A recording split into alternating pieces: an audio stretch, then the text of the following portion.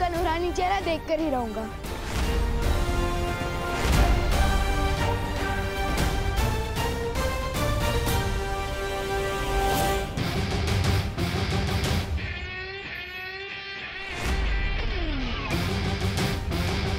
अगर खुली आंखों से सूरज को देखोगे तो चेहरा जल जाएगा विमान। नहीं चलेगी, आई प्रॉमिस, क्योंकि विमान को सनराइज और सनसेट देखना बहुत पसंद है।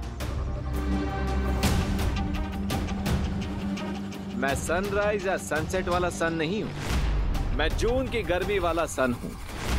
सो be careful.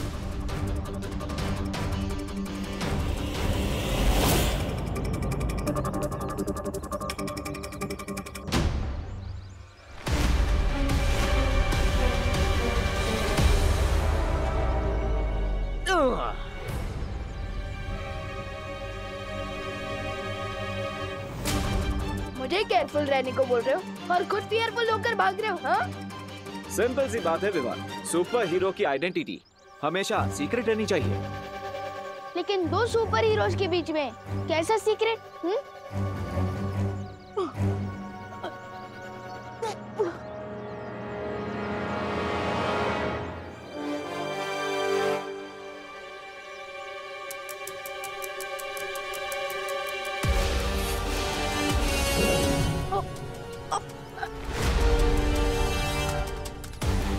Not cool bro. बांधना है तो भरोसे का रिश्ता बांधो ना मेरे साथ। मुझे पेड़ के साथ क्यों बांध रहे हो? पेड़ हमारे जीवन दाता है, हमारा पिता है, माता है।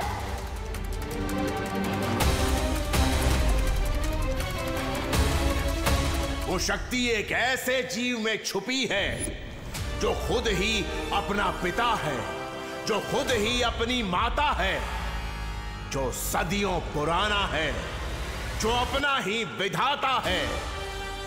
इस पहेली को सुलझा लोगे तो उस द्वार तक पहुंच जाओगे। Thank you Vivaan.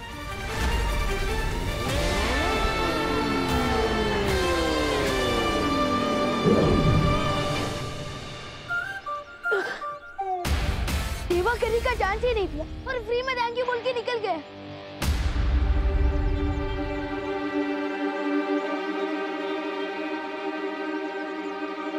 अब तुमने ऐसा कौन सा खेल खेलने वाली है? वे पेड़ पर नॉक नॉक क्यों कर रहे थे?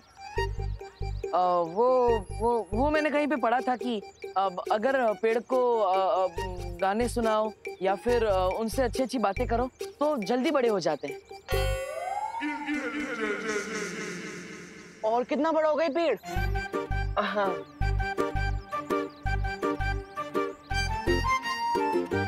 अनन्या दीदी ठीक कहती हैं, आपके टॉप फ्लोर में सन्नाटा छाया हुआ है देवा भैया। और अनन्या का तो टॉप फ्लोर बना ही नहीं। वैसे है कहाँ वो मैडम जी, मिस पुणे रिजेक्ट? 1 वीक के लिए पुणे गई है, अब हम भी जा रहे हैं। कहाँ? पुणे? आपको क्या मतलब? अब चलो चिंटू भैया। हाँ चिंटी। ऐसी चांस अच्छा है, हम देवा भैया को ब्रेक डांस करवा सकते हैं। अब समझ रहे हो ना भैया मैं क्या बोल रही हूँ?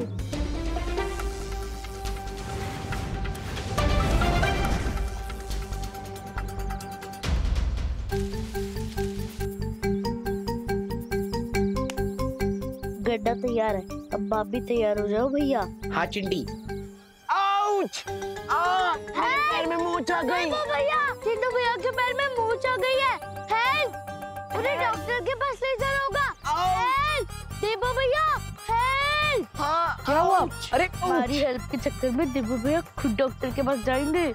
आया आया आया आया, तो पैर में लगा प्लास्टर। अरे क्या हुआ? किसको चोट लगी है? अरे बोलो ना, क्या हुआ चिंटू चिंटी?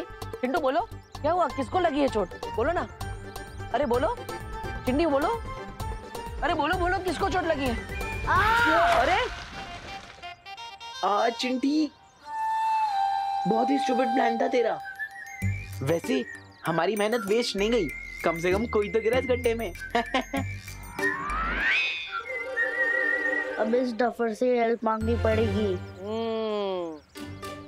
अब समझ में आया, इसे कहते हैं जैसा बोगे वैसा पाओगे।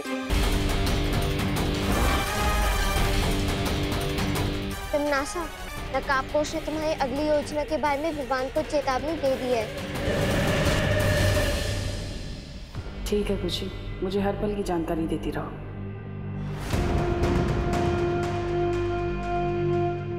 ये तुम हमें कहाँ ले आई हो तिम्नासा? बेमार, हम लबरोटी जा रहे हैं। लबरोटी? लब रोटी नहीं, लब रोटी री यानी प्रयोगशाला। यहाँ पर वैज्ञानिक हर बीमारी का इलाज ढूंढते हैं।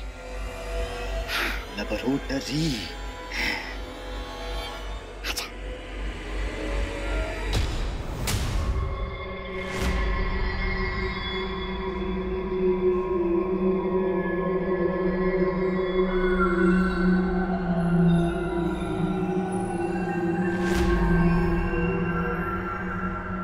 अंदर चले?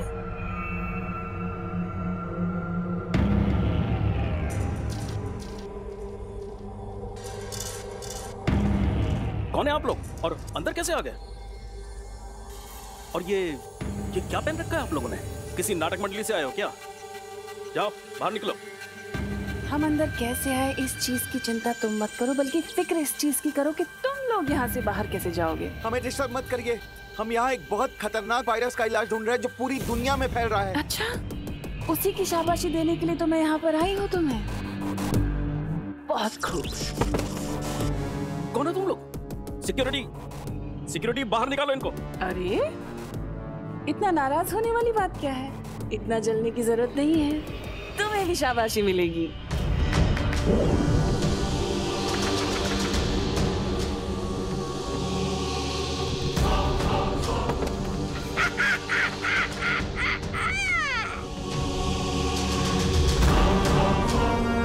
सब बेहोशी हो गए ना?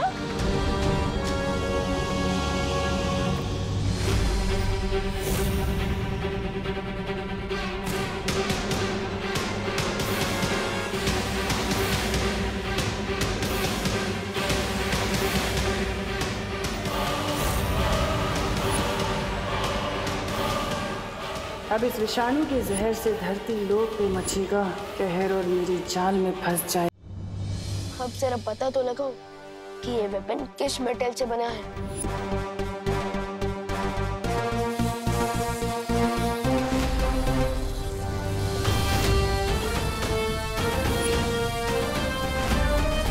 नकाबपोश की सच्चाई तो हमने छुपा ली, लेकिन तिम्नासा ने मेरे नहले का जवाब दहले से दिया। यहाँ तक कि मेरी सच्चाई जानने के लिए उसने मुझे ही अगवा कर लिया। तुम ही बालवीर हो, तुम ही नकाबपोश हो। इसलिए कह रहा हूँ तिम्नासा के आने से पहले मिला लो मुझसे हाथ। अब हाथ मिलाने के लिए हाथ तो खोलना पड़ेगा।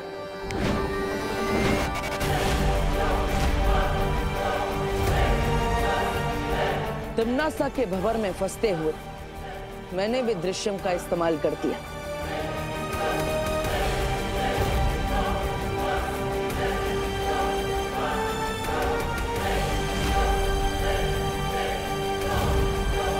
अपनी परछाई को तिम्नासा के पास भेजकर मैं नकाबपोश बन के विवान की मदद के लिए पहुंच गया।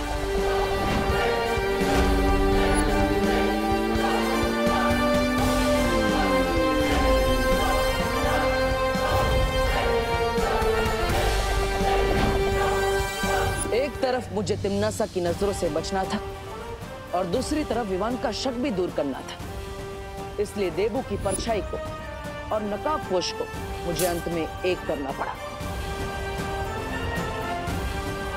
और ऐसा करने के लिए मैंने उसी तरकीब का इस्तेमाल किया जिस तरकीब से कोई जादूगर लोगों को धोखे में डाल देता है। पिछले कुछ दिनों से तुम तलवार की धार पर चल रहे थे बालवीर, लेकिन अब तिम्नासा से लेकर विवान तक हर किसी को विश्वास हो चुका है कि देबू और नकाबपोश दो अलग लोग हैं।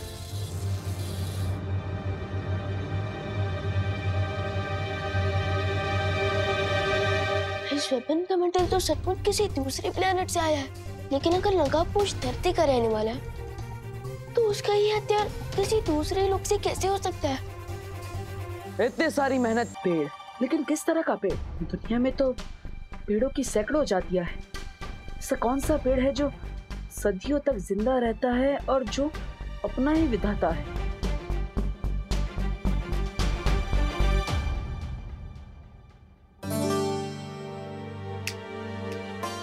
देबू, कहाँ ध्यान है तुम्हारा? खाना खाओ ना, क्या सोच रहे हो? माँ, मैं ये सोच रहा था कि आप तो हमेशा ही हमें खिलाती रहती है, आज आप भी हमारे साथ खाइए ना। बोलो नहीं, सुनो। माँ की आंखों पे पर्दा डालने की कोशिश मत करो, क्योंकि मुझे पता है कि तुम कुछ और सोच रहे थे। अरे भले ही क्या सोचे थे मत बताओ मुझे, लेकिन कम से कम जो भी सोचना है खाते खाते तो सोचो। माँ, मैं तो बाद में खा लूंगा, आज आप पहले खाइए, लीजिए। अरे बेटा भूखा रहे और माँ खा ले, ऐसे कैसे हो सकता है? लो तुम खाओ पहले। नहीं माँ, पहले आप खाइए। देखो बेटा, अपनी माँ को कभी रोकने की कोशिश मत करना, क्योंकि माँ खुद से भी ज्यादा अपने बच्चों से प्यार करती है। माँ का प्यार सदियों तक जिंदा रहता है, बिल्कुल किसी बरगद के पेड़ की तरह। बरगद का पेड़? हाँ दादाजी, बरगद का पेड़। देवू, ऐसा मस्का तो विवान लगाता है। तुम्हें क्या चाहिए आज बोलो? माँ, मुझे कुछ चाहिए नहीं, मैं तो आप दोनों को देना चाहता हूँ। क्या? क्या? एक प्यारी सी झप्पी।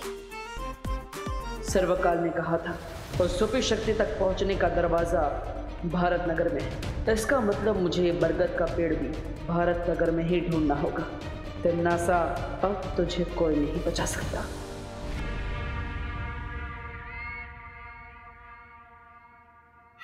रानी, अगर आप काल लोक की राजगद्दी त्याग कर वैज्ञानिक बनने का सोच रही क्या?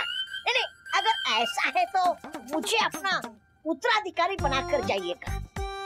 नहीं, आप वैज्ञानिक, मैं काल लोक का सेनापति। मतलब क्या कहा? ऐसा मैं नहीं बोल रहा हूँ, मैं तो ऐसे ही। इतनी देर से इस विषाणु को घूर क्या रही हो तिमनासा? कोई नई योजना चल रही है तुम्हारे दिमाग में?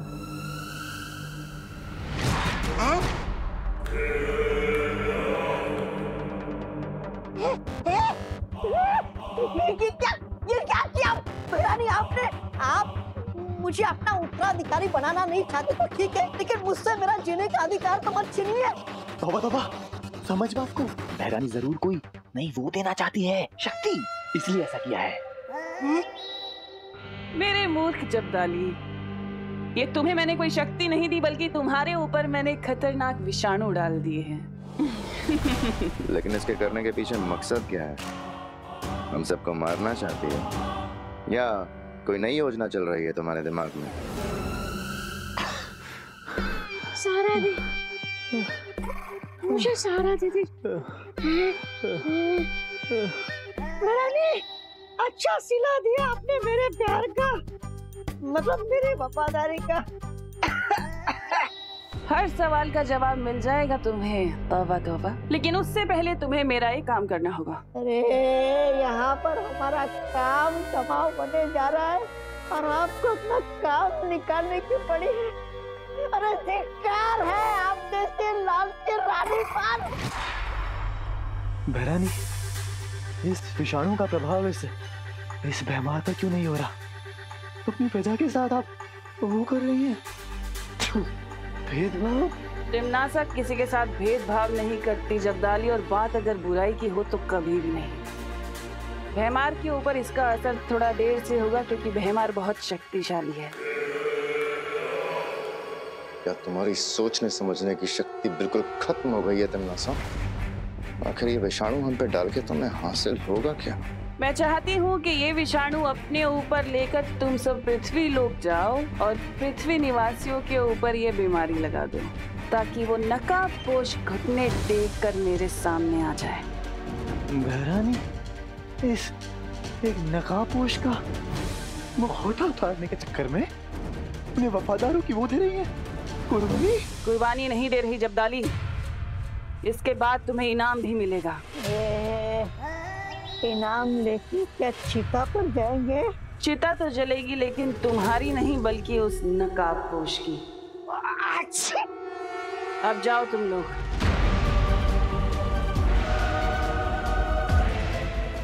नकाबपोश और छुपी शक्ति को ढूंढने के लिए अगर मुझे पूरे काललोक की भी चिता जलानी पड़ जाए तो भी मैं नहीं हिचकिचाऊंगी।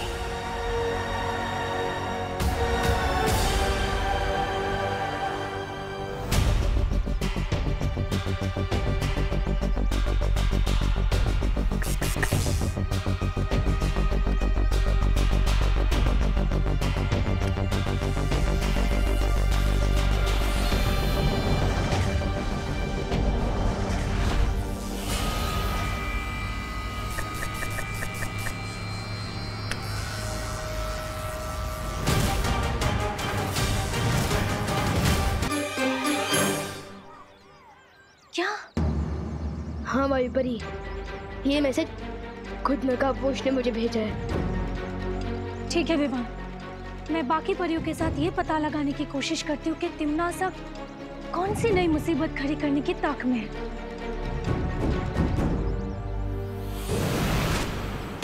तब तक मुझे भी भारत नगर को स्टैंड कर लेना चाहिए, क्योंकि तिम्मी आंटी को भारत नगर से स्पेशल नफरत है।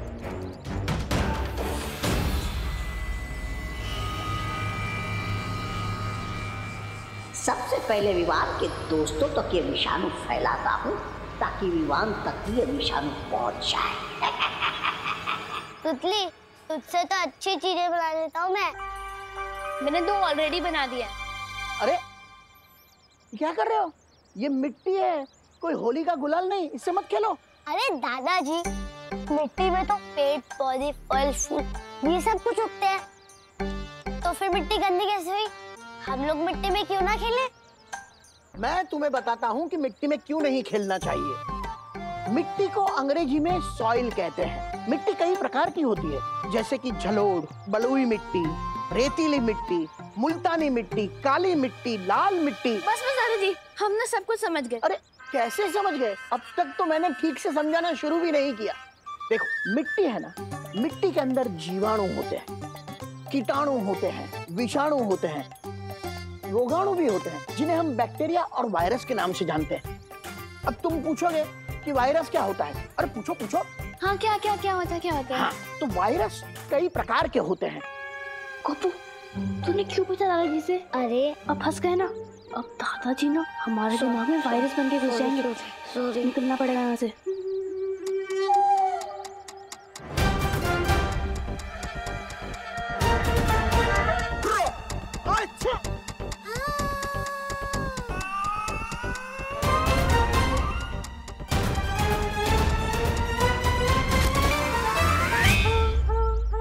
अरे कहाना, मिट्टी में मत खेलो।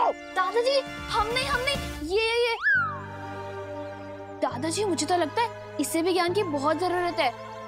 सुना, अरे मिट्टी में खेलो, ठीक हो गए। ठीक ना,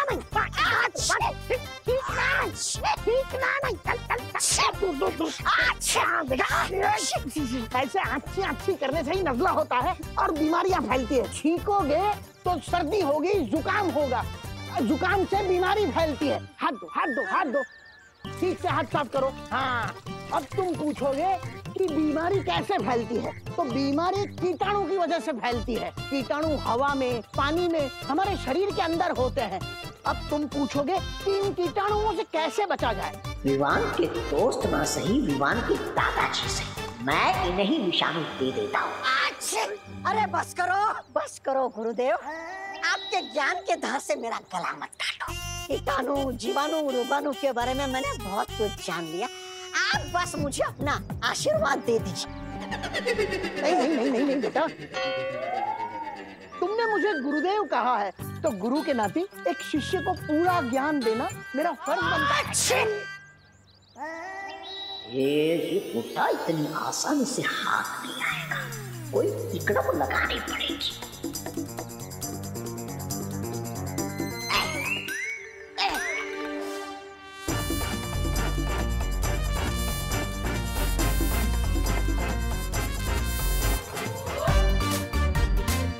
अरे बुड्ढे, छूना मुझे, छूना।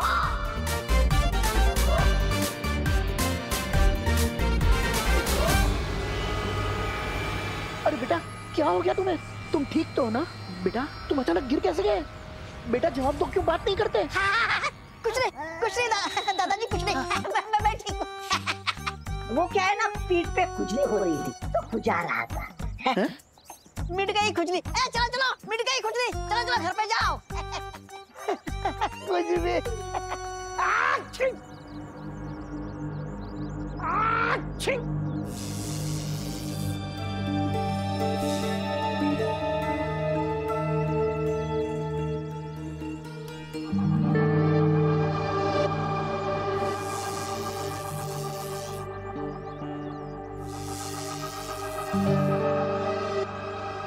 सर्वकाल ने कहा था कि भारत नगर में ही किसी बरगद के पेड़ पे वो छुपी शक्ति है, लेकिन यहाँ पे तो किसी भी बरगद के पेड़ में वो छुपी शक्ति मिल ही नहीं रही है।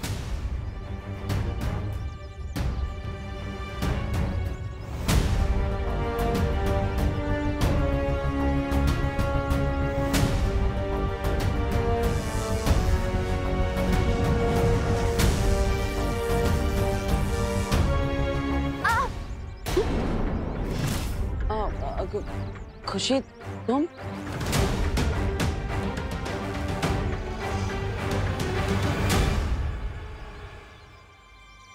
तुम यहाँ क्या कर रही हो बेटा? तुम्हें तो स्कूल में होना चाहिए ना। नहीं, आज तो संडे है। लेकिन आप बताओ कि आप इन पेड़ों के पास क्या कर रहे हो? मैं तो इन बरगद के पेड़ों को थैंक यू बोल रहा था। अब वो हमें इतना सारा ऑक्सीजन देते हैं, इतनी मेहनत करते हैं, और हम इन्हें थैंक यू नहीं बोलते, है ना? इसलिए मैं इन्हें थैंक यू बोल रहा था।